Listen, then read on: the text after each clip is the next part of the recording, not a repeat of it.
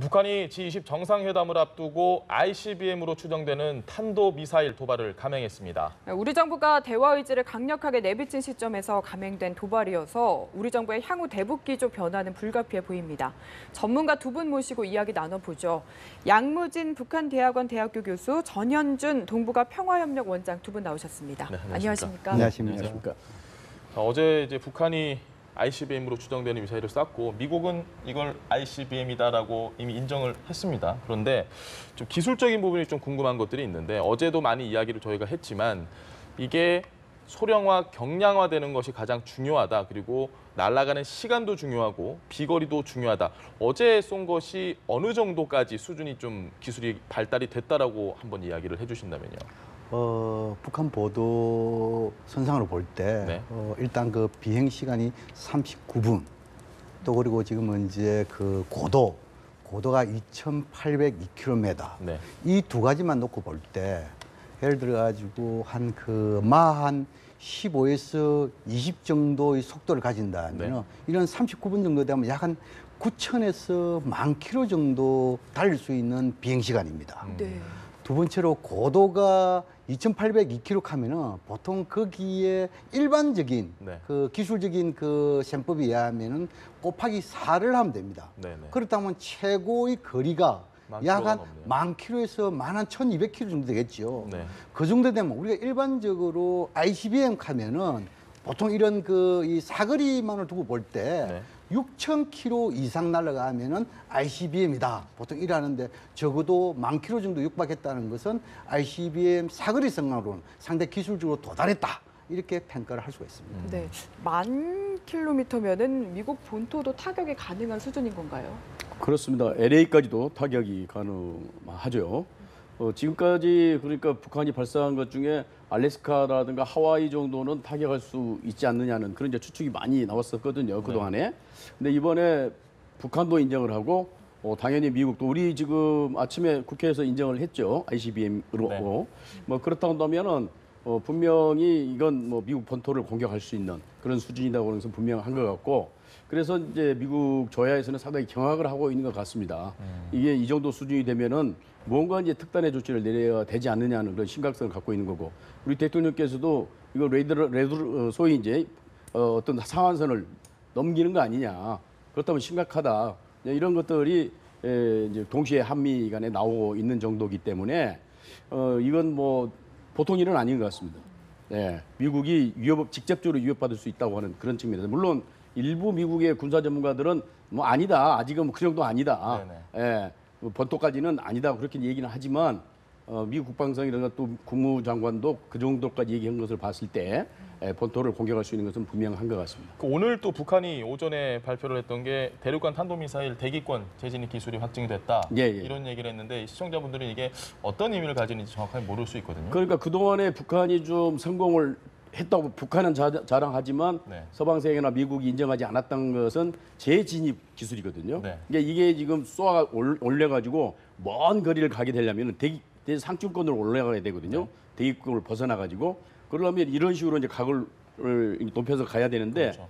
제일 문제가 뭐냐면 다시 재진입하는 기술입니다. 대기권에 재진입하는 건데 이 재진입할 때의 그 온도가 약 네. 7,000에서 8,000도까지 올라가는 거 아니겠습니까? 그렇기 때문에 그 탄두가 그 안에 있는 뭐 원자탄이 됐든 하여튼 뭐 탄두가 손상이 되지 않은 상태에서 네. 다시 재진입을 해서 어떤 목표 지점에 도달할 수 있도록 하는 이게 매우 중요한 기술인데 그동안에 북한은 그런 기술은 없다. 네. 아직은 멀었다. 그렇게 지금 얘기를 해왔었거든요. 근데 만약에 이번에 북한이 주장한 대로 또는 군사 기술자들이 인정한 대로 재진입 기술이 성공이 됐다고 한다면 이건 명실상부한 ICBM으로서의 역할을 할 수 있는 거거든요. 그렇다 한다면 이거 막아내는데 굉장히 힘듭니다. 물론 사드가 있기는 하지만 그럼에도 불구하고 그 내려오는 속도가 아까 뭐 양 교수님 얘기를 했습니다만 떨어지는 속도가 마하 뭐 15 네. 이 정도까지 된다고 한다면 그걸 막아내는데 굉장히 힘든 상황이 벌어지거든요. 어떻든 간에 재진입 기술이 성공했다고 하는 것은 이건 진짜 게임 체인저입니다. 네. 그러니까 상황을 완전히 변화시킬 수 있는 이를테면 북한과 미국 간의 세력 균형이랄까요? 네네. 공포 균형이 깨질 수도 있는 알겠습니다. 그런 아주 중대한 문제가 발생한 겁니다. 예, 우리 이제 진 박사님 그 말씀에 예. 이제 조그만 이제 하나 그 추가를 한다면 네네. ICBM의 기술력과 관련해 가지고 3단계가 있습니다. 네. 첫 번째는 1톤 미만, 1000kg이죠. 네. 미만의 핵탄두 이것을 싣고 갈 수 있는 나름대로 로켓이 있는가 없느냐. 네. 이것이 첫 번째고. 두 번째로는 이런 싣고 가는 로켓이 있다면 이것이 대기권 밖으로 나가가지고 다시 재진입할 수 있는 기술이 있느냐 없느냐. 네. 방금 우리 전윤희 박사님께서 잘 지적했죠. 예. 적어도 재진입을 하려면은 온도가 6천, 7천, 네. 8천 도. 그러니까 견딜 수 있는 이런 철이라든지 이런 게 다 재료가 되어 있는 이 이야기거든요. 네네. 세 번째는 문제는 뭐냐면 그렇다 하더라도 마지막으로 이것이 목표 지점까지 와가지고 지상에서 네. 적어도 공중까지 한 500m에서 1000m 이 네. 상공에서 폭발할 수 있느냐 없느냐 이 세 가지가 갖춰졌다면 이것은 ICBM 기술이 완성됐다 완성이 됐다. 이렇게 볼 수 있거든요. 근데 지금까지는 뭐냐니까 두 번째 네. 예를 들어 가지고 대기권 재진입까지는 됐다고 보는데 네. 아직까지 폭발 실험을 하지 않았어요. 음. 그런 측면에서 우리가 아직 한 90% 정도 완성 단계 아니냐 이렇게 보여지고 단지 이러한 기술력의 부분이 있어 가지고 한미 군사 당국과 한미 정보 당국 약간 분석이 좀 다르다. 다시 말해서 군사 당국에 있어서는 아직까지 멀었다? 미국까지 도달할 수 있는 이런 기술력 아직까지 조금 멀었다는 것은 네네. 정보 당국의 분석이고 예. 군사 당국 이거는 아니다. 가능하다. 도달하고도 남는다. 위험하다. 여기 대해서 철저한 대비, 더 많은 군비를 조달해가지고 대응책을 마련해야 된다. 이것이 군사 당국의 판단이다. 이렇게 이해를 하면 될 것 같습니다. 북한의 오전 발표 중에 한 가지 더가 이 대형 중량 핵탄두 장착이 가능하다라고 얘기를 했는데 제가 알기로는 어찌 됐건 최대한 무게를 줄이고 뭐 지금 보통 한 500kg 정도 한다고 하는데 미국은 이게 뭐 180kg까지 줄였다고 하더라고요. 근데 오히려 대형 중량의 핵탄두가 장착이 가능하다라는 이 발표는 어떻게 좀 해석을 해야 될까요? 그래서 이제 이 핵탄두가 뭡니까? 규모가 작으면서 폭발력이 크면은 네. 그것이 엄청난 기술력 아닙니까? 그게 제일 중요한 것이죠. 그런데 이러한 탄도미사일에서 달고 다니는 핵탄두의 무게에 있어서는 이런 ICBM, 이런 10,000km 가는 거, 그 다음 한 3,000km 가는 거, 그 다음 우리가 뭐냐면은 스커드 ER이라 가지고 좀 개량한 이런 부분에 대해서는 각각 탄도의 무게가 좀 달라질 수밖에 없습니다. 그래서 이런 부분에 대해서 너무 대형, 소형, 중형 이것이 중요한 것이 아니고 얼마나 가볍게 해가지고 각 분야 유형의 핵탄두 미사일을 다 장착할 수 있는 모든 이런 기술력이 돼 있느냐 없느냐 네. 이것이 중요한 것이지 뭐 크고 작고 뭐 이미 북한이 대륙간 탄도 미사일까지 할 정도 되면은 소형화 중형화 교육하는 네. 거의 완성 단계에 이르렀다 이렇게 이해하면 될 것 같습니다. 알겠습니다. 그러니까 그게 지금 뭐 여러 가지 의미가 있을 수도 있어요. 그러니까 하나의 탄두만 따지면 말씀하신 대로 뭐 500kg, 뭐 400kg 그 미만으로 만들 수 있다고 이제 그렇게 가정을 한다고 합시다. 근데 북한이 지금 중량이 좀 상당히 큰 걸 지금 쐈다는 식으로 얘기를 한 거 보면은 혹시 네. 다탄두를 장착하고 쏜 것도 아닌가 또 그런 실험을 한 게 아닌가 할 그런 의심이 좀 들거든요. 그러니까 하나는 일테면 400kg이지만 예. 다탄두로 해서 뭐 3개, 4개를 장착하게 되면은 그게 톤수가 넘어가죠. 1톤, 2톤 이렇게까지 가지 않습니까? 그것까지도 쏘아서 자기들이 성공을 했다고 한다면 더 심각한 거죠. 기술력이 훨씬 물론 정확한 것은 앞으로 예. 따져봐야 되겠습니다만은 그 중량의 무게를 굉장히 높여서 지금 실험을 했다고 하는 것은 개별적인 하나 탄두는 이미 자기들은 성공을 한 거고 네. 플러스 다탄두까지 자기들은 지금 성공을 했다. 네네. 이걸 자랑하기 위한 것이라고 한다면 그 위험성은 굉장히 높아지는 거다 이거죠. 네, 그리고 또 하나 북한 보도에서 강조됐던 게 단 분리 기술을 시험했다 이 부분이거든요. 사실 화성 12형까지는 1단 추진체로 알고 있는데 이 부분 어떻게 해석해야 그러니까 될까요? 이번에 쏜 것은 2단 추진체로 좀 됐다는 거 아니겠습니까? 네. 그러니까 아까 말씀드리면서 이제 화성 12호에 플러스해서 그 추가 단계를 높여서 거리를 이제 높이는 거죠. 그러니까 1단으로만 한다면 한 4,000km, 5,000km 간다 한다면 2단으로 이제 그걸 좀 분리형으로 만들게 되면은 네. 착탄 거리가 벌써 10,000km가 넘어진다는 그런 의미가 되겠습니다. 그렇기 때문에 자기들이 미국 본토를 공략할 수 있는 그러한 최장거리 미사일을 지금 이번에 실험을 해서 성공했다. 네. 그런 의미가 되겠습니다. 저희가 어제도 계속 보도를 해드렸고 이 북한이 결국은 미사일을 포기할 수 없다, 핵을 포기할 수 없다 이렇게 간다면 이 핵 실험을 하기 직전 단계가 바로 ICBM이었는데 이 카드를 벌써 내놓은 건 이제 쓸 수 있는 카드가 좀 사라져가는 게 아니냐 이런 관측들도 있다고 하던데 어떻게 좀 보십니까? 앞으로 북한이 쓸 수 있다면 두 가지 정도 있을 겁니다. 네. 방금 제가 말씀드린 대로 ICBM의 최후 마지막 단계, 다시 고도화로. 말해서 지상 500, 1000m 하면서 폭발할 수 있는 폭발을 실험을. 그런 폭발 실험을 할 수 있고, 그다음에 네. 이제 지하 핵실험에서 폭발력 규모를 상당히 키우는 그런 대규모 폭발력을 가진 핵실험, 이 정도 두 가지가 아니겠느냐. 네. 왜냐하면 이미 북한은 지금까지 5차례 핵실험을 하면서 나름대로 폭발력을 좀 더 정대시켜 왔고, 또 그리고 수소탄, 원자탄 실험까지 했다 이렇게 주장하고 있잖아요. 네네. 북한의 지금까지 주장이 사실로 드러난다 하면은 앞으로 핵실험 관련돼서는 폭발력을 증가시키는 핵실험이 남아있다 이렇게 이해하면 될 것 같습니다. 네, 지금 두 분 이야기를 들어보면은 뭔가 검증은 해야 되겠지만 좀 위험한 단계에 와 있다 이렇게 지금 보고 계신 것 같은데 한미의 대응이 앞으로 중요할 것 같습니다. 오늘 오전에 무력 시위로 사격 훈련했는데 앞으로 어떻게 대응해야 된다고 보시나요? 뭐 여러 가지 방법이 있겠죠. 그러니까 아주 이제 저급한 아주 또는 온건한 방법부터 아주 강한 방법까지 여러 가지가 있겠습니다만은 네. 지금 미국이 하는 것은 지금 경제적 제재를 강도 높게 이제 시행하는 거죠. 아직 군사적인 그런 뭐 옵션까지는 고려는 하지 않는 것 같습니다. 말은 뭐 테이블 위에 네. 모두 다 올려놨다고 말은 그러지만 실제로 이제 군사적인 수단을 만지작거리지는 않은 것 같습니다. 네. 그 위험성이 너무 크기 때문에 그러면 미국이 쓸 수 있는 것은 세컨더리 보이콧이라고 그래가지고 네네. 이미 단동은행에 대해서 제재를 가했지 않습니까? 북한과 거래하는 제3국 은행들을 제재를 하고 그 은행들은 미국과 거래하지 못하도록 하는 이제 세컨더리 보이콧을 강하게 시행하겠다는 거고, 물론 또 이제 유엔 안보리 제재를 통해서 더 강도 높은 이제 제재, 일테면 노동력 수출을 못한다든가, 네. 뭐 심지어는 이제 극단적으로는 원유를 수출을 못하게 한다든가, 뭐 이런 요점들이 남아 있겠습니다만은 이제 우리로서는 여러 가지 참 어려움이 있습니다. 그러니까 한편으로는 남북 대화도 해야 되고, 네. 그렇다고 해서 국제적인 제재에 동참 안 할 수도 없고, 제재는 또 동참해야 되는 건데 사실 남북 관계가 활발하게 되고 상호 의존도가 굉장히 높았다고 한다면은 물론 이 개성공단을 카드로 이미 활용을 했습니다만은 네. 그렇다고 한다면 뭐 경제 제재에 동참한다든가 그런 의미가 있는 건데 우리는 지금 그런 상황이 아니지 않습니까? 그렇죠. 남북 관계는 거의 뭐 경제 교류는 없기 때문에 우리가 쓸 수 있는 그런 레버리지는 거의 없고 결국은 이제 한미 동맹이라든가 한미일 동맹을 통해서 북한을 국제적으로 또 외교적으로 압박하는 이제 그런 건데 지금 이번에 이제 그 미국과 협력해서 아침에 네네. 미사일 실험을 한 건 역시 이제 북한에 위협을 주는 거죠. 우리도 충분히 너희들에게 대항할 수 있는 이러한 무기를 갖고 있다. 따라서 우리에게 도발을 한다든가 더 이상 그 위협을 가지 말라고 하는 네. 그런 이제 경고성 인 거지. 우리가 군사적으로 뭐 특수부대 부대를 보내서 북한의 미사일을 뭐 예를 들면 탈출한다든가 그러긴 쉽지가 핵시설을 않죠. 뭐 네. 폭격한다든가 그런 이제 전쟁을 예. 각오해야 되는 것이기 때문에 한계가 있는 것은 사실입니다.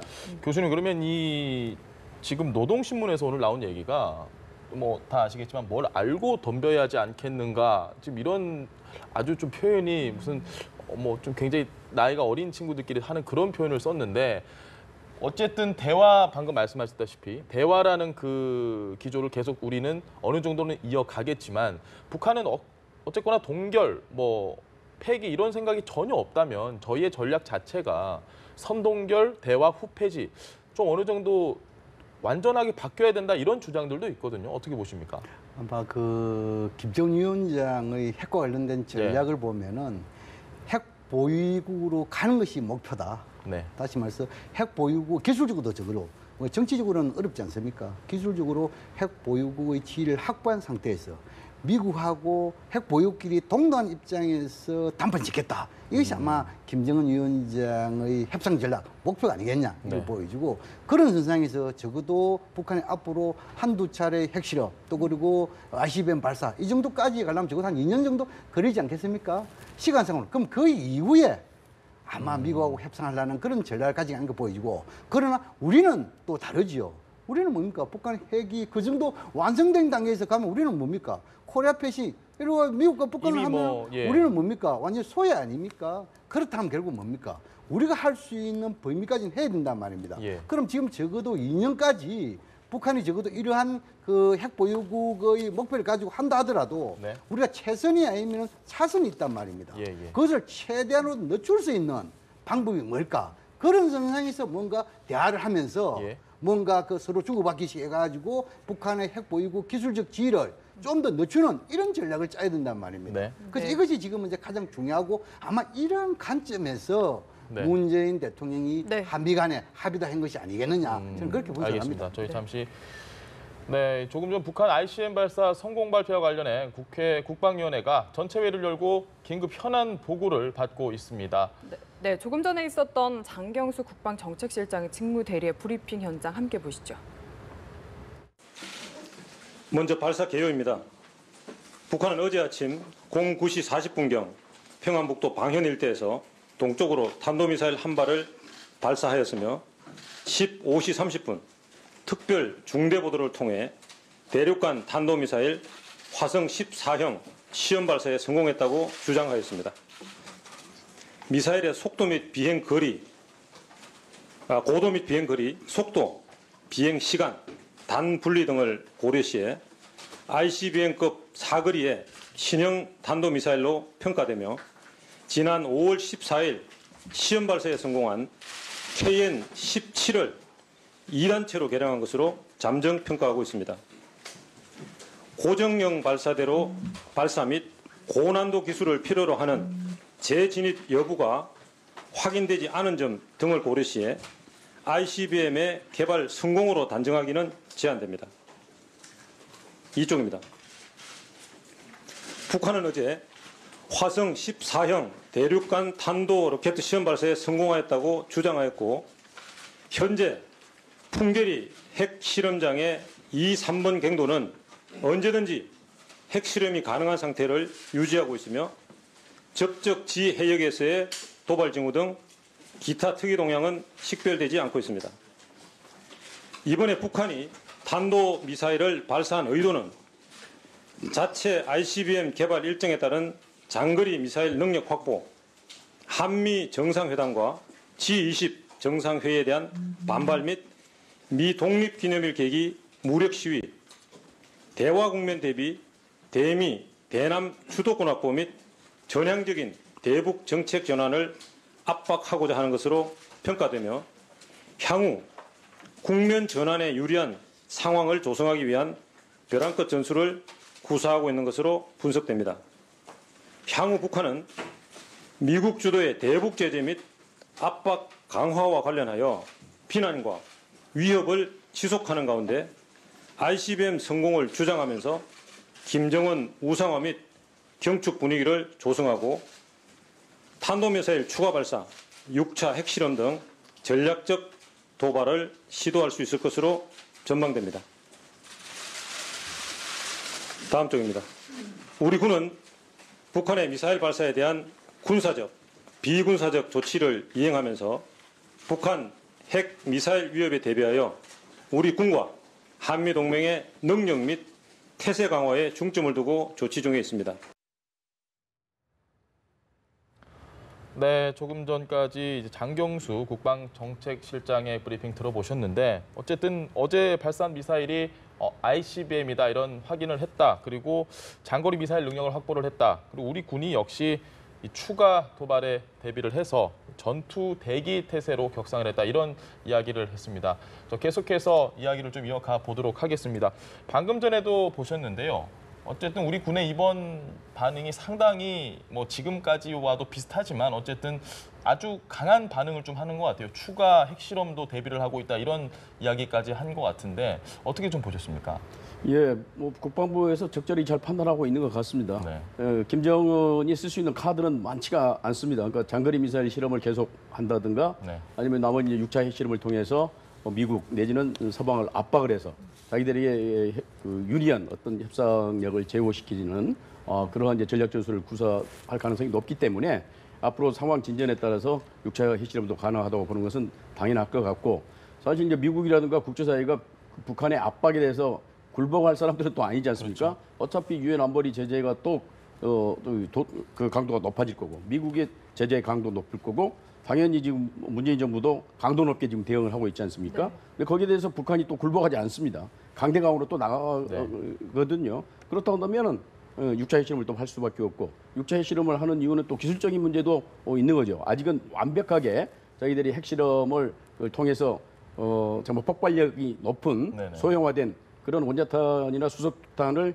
개발하지 못할 가능성이 있기 때문에 어떤 그런 기술력도 함께 실험하면서 정치적 목적도 달성하는 그런 이제 이중적인 목적으로 계속 강하게 나올 가능성이 높거든요. 이제 거기에 대비하겠다는 우리 국방부의 방침인 거죠. 네. 네. 한미의 대비도 중요하지만 무엇보다 국제적으로 봤을 때 중국의 움직임에 상당히 주목을 하고 있는데 G20 정상회의에서 뭔가 대안이 나올 거라고 보시는지 궁금합니다. 지금의 상황을 볼 때 상당 한중 정상회담에서 어려움이 있지 않을까 저는 생각합니다. 왜냐하면 첫 번째로 지금은 이제 그 중국과 러시아 정상회담에서 사드 문제를 분명히 했습니다. 네. 사드 철회해라, 반대한다. 이걸 했단 말입니다. 그다음 또 중국이 기본적으로 북한에 대해서 유엔 안보리의 대북 제재에 대해서는 동참하지만도 네. 미국이라든지 한국의 이런 독자 제재 이거는 유엔 안보리 정신에 위배한다. 네. 이렇게 주장하고 있어요. 그다음 현재 중국이 대안으로 내고 있는 것이 크게 두 가지입니다. 첫 번째는 뭐냐 하면은 한국과 이 북한, 다시 말해서 한미 대 북한 사이에서 네. 서로 안보 우려사항이 뭐냐. 다시 말해서 한국과 미국은 북한 핵과 미사일이 안보 우려사항이고 북한 너희들은 한국과 미국으로 느끼는 것이 뭐냐. 이것은 주한미군과 한미 군사 훈련이다. 이렇게 이야기하고 있답니다. 네. 그러면 서로 안보 우려사항을 하나의 탭을 놓고 해야 되지 않느냐. 네네. 그것이 결국 뭐냐면은 상중단입니다. 다시 말해서 북한은 핵과 미사일 실험을 중단하고 한국과 미국은 한미 군사훈련 중단. 이것이 중국이 지금 제기를 하고 있단 오늘 말입니다. 푸틴과도 그런 이야기를 그렇죠. 예, 했죠. 그런데 지금 이제 한국과 미국은 여기에 대해서는 동의할 수 없다. 그렇죠. 다시 말해서 한미 군사훈련은 북한 핵 문제와 관계없다. 방어훈련이고 이것은 네. 한미 상호 방위 조약에 의한 것이기 때문에 이것은 전혀 등가성의 원칙 맞지 않다. 지금 이렇게 이야기하고 있는 것이 아닙니까? 네네. 그러면 협상 분위기 조성이 처음부터 안 되는 겁니다. 네. 두 번째는 또 뭐냐면 중국이 중요하게 생각하는 것이 비핵화와 네. 평화체제 이것을 갖다가 동시에 논의해라. 이렇게 이야기한단 말입니다. 그런데 지금 한국과 미국은 뭡니까? 아니다. 분리해서. 북한의 선비핵화. 네. 먼저 비핵화한 이후에 나중에 평화체제를 논의하겠다. 이렇게 뭡니까? 어제 논의의 우선순위에서 차이가 있단 말입니다. 네. 이런 것을 갖다가 이번에 한중 정상회담에 가서 과연 접점을 찾을 것인가? 네. 저는 어렵다고 봅니다. 그런 측면 봤을 때 아마 그러면 사드 문제와 여러 문제 나온다 하면은 우리의 기본 원칙, 다시 말해서 사드라는 것은 우리 주권 문제이고 네. 지금은 이제 민주적 절차에 의해 가지고 환경 영향 평가를 하고 있다. 네. 이것을 좀 더 기다려 달라. 그리고 그다음에 한반도의 비핵화와 평화 안정 네. 이걸 위해 가지고 우리가 대화와 압박이라는 전략 여기 대해서 중국 입장하고도 비슷하지 않느냐. 네. 여기 대해서 좀 포괄적으로 접점을 찾자. 막 이 정도 수준에서 합의하고 끝나지 않을까. 저는 그렇게 알겠습니다. 전망을 합니다.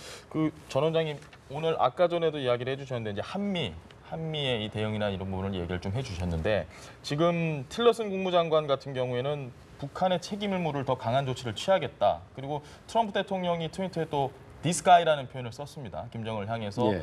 이 사람이 왜 이런지 모르겠다. 어쨌든 우리나라는 항상 사정권에 있었고 지금 이 미사일의 비거리가 늘어나는 건 결국 미국이 지금 가장 많이 예민하게 반응을 할 것 같은데 그렇습니다. 결국 미국이 어떤 식으로 좀 강한 조치를 더 취할 것이다 이렇게 보시는 의견이 있으신지요?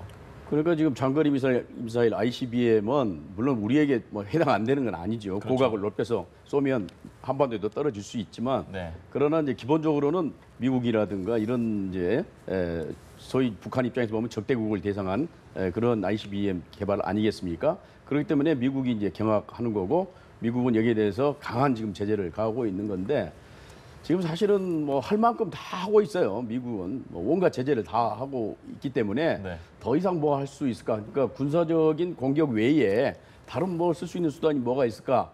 그런 정도인데 네. 근데 미국이 독자적으로 할 수 있는 수단은 이제 거의 없고 결국 중국과 협력을 해서 북한을 이제 옥죄이는 제재를 하는 건데 그게 바로 이제 원유 제공을 이제 정말 중지해 버린다든가 노동자 수입을 하지 않는다든가 이런 네.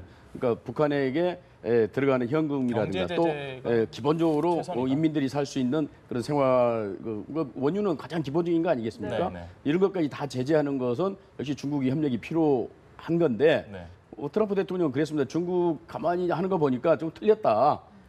이제 뭐 실패했고 더 이상 뭐 중국 믿을 수도 인신매매로 없다. 지정한 것도 그런 의미로 중국 볼 믿을 수 수도 없고 우리가 이제 나서야 됐다 그런 생각은 하는 것 같아요. 트럼프도. 네. 있는. 예. 근데 막상 자기들이 직접 할 수 있는 것도 또 많지 않거든요. 미국도. 직접 거래를 하지 않습니까? 네. 결국은 그렇기 때문에 어차피 중국을 또 끌어들여야 되는데 중국 입장이라고 하는 것은 죽을 정도로 우리는 제재는 할 수 없다 그런 입장 아니겠어요? 그렇기 때문에 이 문제를 가지고 계속 미중 간의 갈등이랄까 그 밀당을 계속 하고 있는 그런 그 형편이거든요. 네. 그걸 또 북한은 그걸 너무 잘 알기 때문에 그 상황을 이용해서 계속 또 지금 장거리 미사일 쏘고 앞으로 핵실험까지 할 가능성이 높다는 거 아니겠습니까? 그래서 미국 입장에서도 좀 답답한 것은 맞는 것 같습니다. 그렇기 때문에 한편으로는 대화 얘기가 나오는 겁니다. 물론 핵을 뭐 용인한다든가 그런 건 아니지만 네. 일정 정도 1단계로 동결을 시키고 아까 이제 양 교수 설명을 했습니다마는 동결돼 뭐 군사훈련을 축소한다든가 이런 식으로 단계별로 북한 핵 문제를 어쨌든 해결할 예. 그럴 가능성도 전혀 지금 배제할 수가 없거든요. 네. 왜냐하면 그대로 놔두면 정말 뭐 언제까지 어디까지 갈지 모르는 그런 상황이거든요. 네네. 그렇다고 해서 현실적으로 그것을 막을 수 있는 방법은 많지 않는 거고 네. 그렇기 때문에 더 이상 그 핵무기를 핵무력을 고도화시키지 못할 무슨 방안이 있나 네네. 따지고 들어가게 되면 결국은 일단 한번 그럼 대화를 해보자 이런 방식으로 갈 가능성도 있다는 거죠. 알겠습니다. 알겠습니다. 지금까지 양무진 북한 대학원 대학교 교수 그리고 전현준 동북아 평화협력 원장 두 분 모시고 북한 이슈 다뤄봤습니다. 네. 감사합니다. 고맙습니다. 감사합니다.